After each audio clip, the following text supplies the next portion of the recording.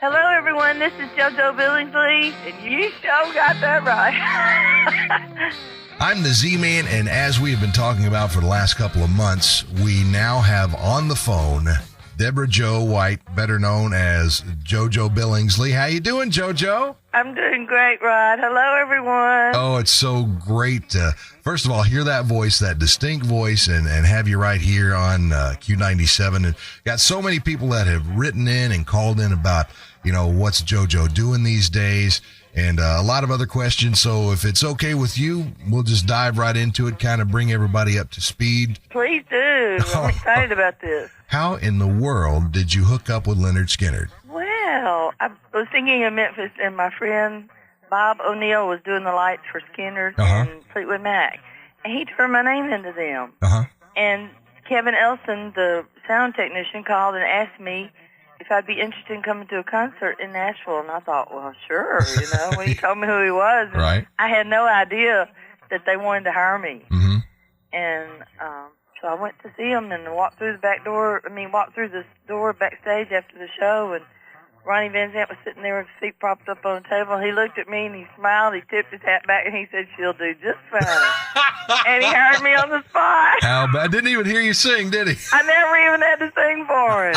Thank God I knew how. Oh man. Well, I not to just keep propping you up, but your voice is so distinctive on all of the, especially on the live album. They've remixed One from the Road, and they've included all of the tracks, and in fact some other tracks that were from other nights. And there's one point, and I'm pretty sure it's you, where Ronnie forgot what song was coming up. That's definitely and you me. say, "It's whiskey, baby." Is that you? That's a twofold thing, because he was drinking whiskey, and I said, "It's whiskey, baby." Oh my goodness. So funny. And Tom Dow kept that in there. I love that. Yeah. That is something else. Well, of course, the live versions, the Freebird movie came out, and it really spotlighted you when you guys were over in England, open up for the Stones and everything. How much work did you do on the recordings? How many albums did you appear on? Let's see. I joined on the Give Me Back My Bullet tour. So then I recorded one more from the road. Right. Street Survivors. Street Survivors, First and Last, Gold and Platinum. I think they've done Skinner's Innards, and I have no idea how many others they've released since then, because I don't even have copies of them. Okay, now, here's what's going to hit a lot of fans right in the gut, and unless you're involved, you don't really understand. There's a reason they call it the music business. All right. Now, how much, and I don't want a dollar amount, just, you didn't make a whole lot of money off this, did you? I made $0. You hear that, folks? $0. That's a crime. That's a shame. Yeah, but guess what? God's keeping real good books. You know what? I was going to say. Hey, it ain't over yet, brother. No, man, not by any imagination. And the thing that really touched me is that you basically were. Now, have I got this right? You were not on the road at the moment during the tragedy. Got that right. They did 4 shows without me. Right. And you had a dream, right? I did. Ronnie called me and asked me to come back after they did those 4 shows, because I don't think he realized how much I did to help him. Yeah. Because I sang harmony with him on a lot of the songs, and the other girls sang backups, and, I sang with them too on some things, but mostly he and I sang together. Yeah.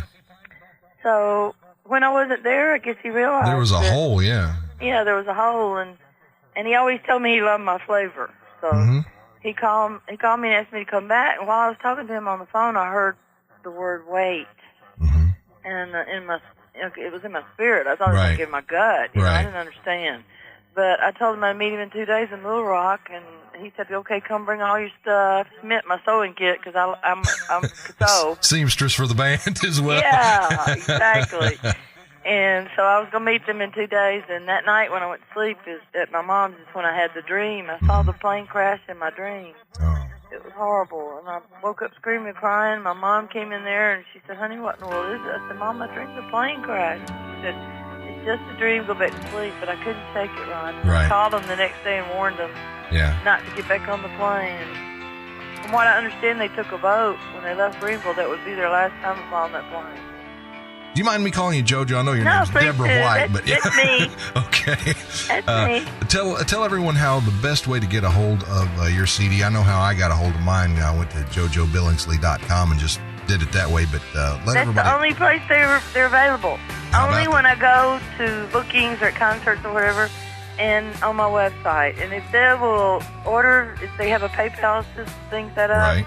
if they will order, I personally the one that sends them out, and I autograph them if they want to autograph. And also, if there are people out there that would like to have you at their church or some kind of speaking event, same web address, JoJoBillingsley.com. Yes. JoJo Billingsley, continued success, and we're going to keep playing your songs, and I can't wait to hear back from you again. Thanks, Rod. Bye-bye.